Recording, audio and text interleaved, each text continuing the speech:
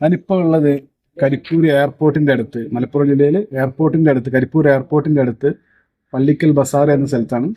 ഇവിടെ ഒരു 14 സെന്റ് സ്ഥലം, 2800 സ്ക്വയർ ഫീറ്റ്, ഒരു അടിപൊളി വീടും വിൽക്കാനുണ്ട്.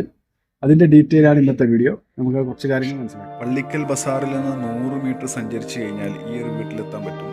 വീട്ടിലേക്ക് റോഡ് സൗകര്യം എല്ലാം ഉണ്ട്. 2800 സ്ക്വയർ ഫീറ്റ് വീടും 14 സെന്റ് സ്ഥലവുമാണ് കൊടുക്കാനുള്ളത്.